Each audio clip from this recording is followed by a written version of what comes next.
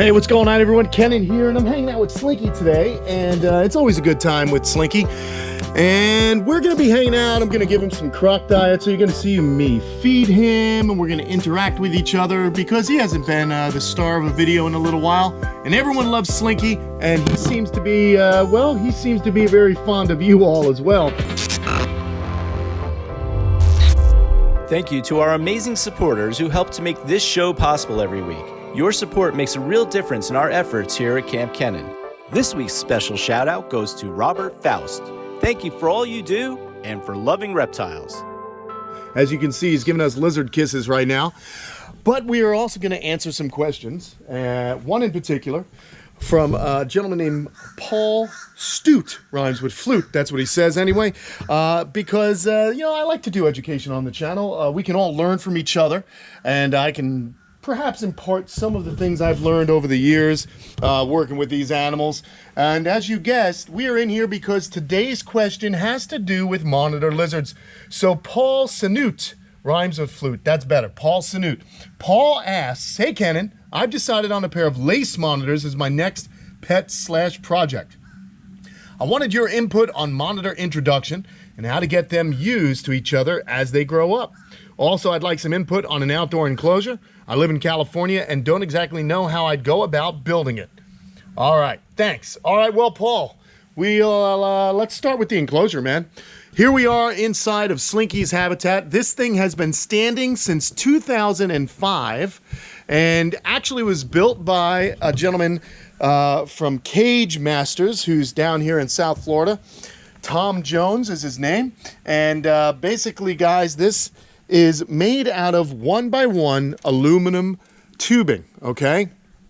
Also, I use the vinyl coated, PVC vinyl coated inch by half welded wire. So there's wire inside this, but as you can see, it's got a nice coating on it. So if the animals climb on it or rub against it, they don't hurt themselves. There's Stumpy just hanging out right here. I've made the shelves out of the same material. I decided on, instead of a solid structure here, what I did was I made it with the wider inch by inch welded wire here, again coated. And I did that because I wanted the sun, as you can see, we don't have much sun today, but I wanted the sun to be able to penetrate down to the ground.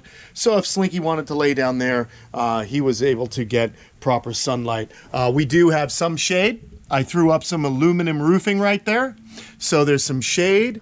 I have a heated box right here. So this is made out of a fiber board and the aluminum tubing, as you can see. All right. And basically you can do two things. And I'd love to work with this company down the road. I'd love to build an enclosure with this company, Esto. They make connectors, which are extremely helpful for this type of tubing. If we go down here and look, you see these black vinyl connectors right there? They fit inside the tubing, and then you have nice anchor points, and they make different shapes of this stuff. So you can create different shapes with the tubing. Now, I gotta be honest, this tubing is not cheap. This is actually a very expensive cage.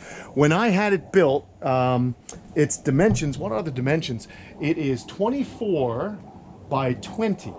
And it's got two sections. Obviously, we have the Cuban iguanas in here. They've been inside because it is going to be cool tonight. So I had them locked up. But I'll go ahead and just do this. All the doors and all the heated shelters here, you can lift them up. Okay, they've got a heating element in there. And then the animals are nicely kept insulated from the cold temps when it's cold outside. Very simple. It's kind of waterproof, water resistant. I mean, I can spray water in there to clean out any poops they might have made. They're going to come out and see us in a little bit. But you can see these connectors right here. That connector has a prong, okay, that fits into this tube, and then there's actually a tube down here, and it fits in that as well. So you can get different shapes from these people at Esto Connectors. They also have a caging company that I'm going to be looking into as well. Like I said, I'd love to work with them and do a video and just show off how easy it is to build with their structures. So we got that coming up. Let's see. There's Slinky, back to him. and I did promise you that I was going to feed him, and we also have to talk a little bit about monitor lizard introductions. So, with monitor lizards, there's Slinks, get it, buddy. With monitor lizards, most of the time, these animals are territorial.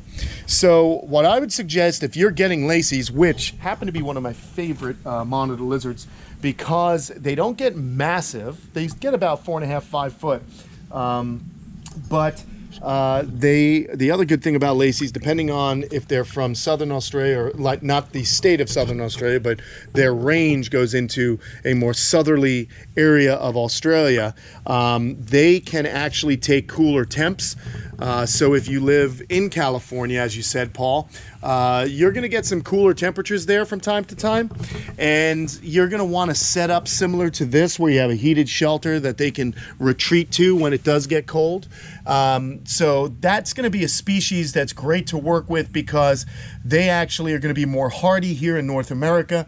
That being said, lace monitors, extremely expensive, hard to come by, because you have to get breeders here in the United States to sell you their offspring. Very, very cool lizards, though. Now, I would just raise them up together. Now, hopefully you have a male and a female. If you have a male and a female, raise them up together, see how they do. But at some point, they're probably going to need separate enclosures. Come here, buddy. You want to show everyone? Be gentle. Be gentle. Ah! I got to be careful. See, he's coming after my hands. So you want to be careful. He's in a little bit of a heightened state right now. Let's just calm him down. I'm going to reach gently and grab here and see what he does. There it is. Oh, he's going to go for the one in the water, which is fine. Go get it. Go get it, buddy.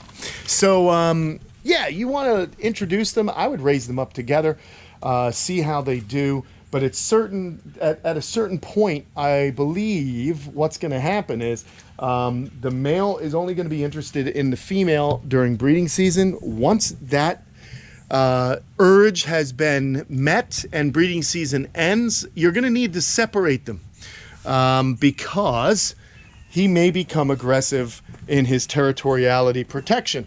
So you want to make sure that you have maybe a situation like this where they can perhaps see each other, okay, but they cannot physically hit each other or bite or scratch or anything like that until it's time for breeding season.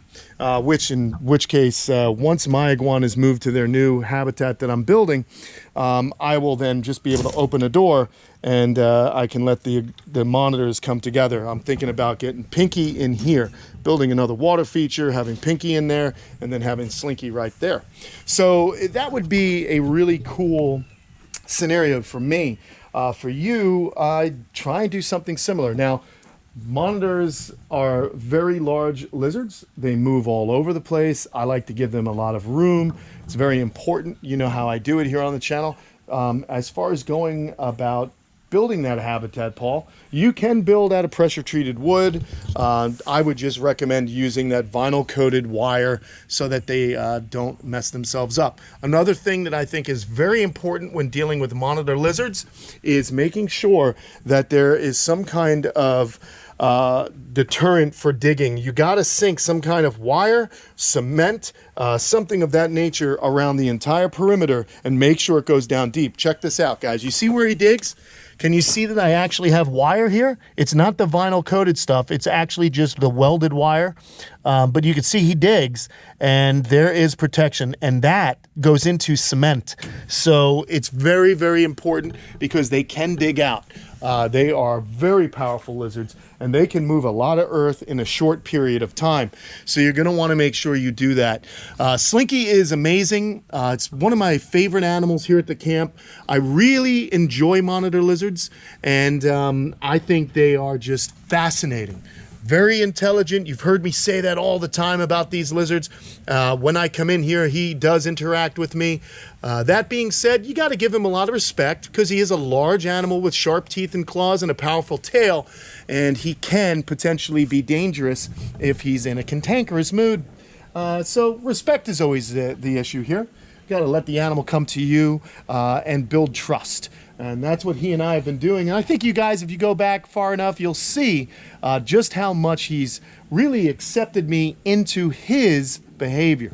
I really can't say that this animal is tamed, but what he is he's tolerant. He tolerates me, and that's what our reptiles do. They tolerate us, and they understand that we can bring them food, but who knows? Maybe over the course of another, well, thousands of years keeping these animals in captivity, because if you think about it, dogs have been with humans for thousands of years, cats similar. Maybe then we'll get to what would be a more domesticated reptile. Who knows? It takes time. But anyway, folks, that's my answer today. I hope it helped you out, Paul. There's so much more that we can talk about in coming videos, but I do appreciate your support. Thank you so much, and I appreciate your questions, guys, so keep them coming. Head on over to Patreon if you're interested in that. Fire away questions in the comments below. If you guys have experience with these animals, share them. I want to know what's going on with you guys. As far as these monitor lizards, I keep them separated because they really just don't like to hang out with others of their own kind unless they have plenty of space like you'll see in the wild.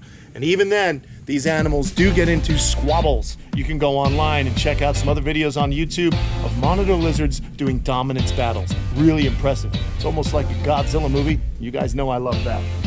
But I love this lizard more, and I really do enjoy hanging out with you guys as well. So thank you so much for your question. Don't forget to like and subscribe and share the video if you think it's worthwhile. And come on back, because we'll have more videos answering your questions and just overall having fun here at the camp and educating each other on these amazing animals. Thank you. See you guys soon. Oh, and by the way, hope you had an amazing Christmas and have a happy holiday, because there's a lot coming up. Happy New Year too. See you later.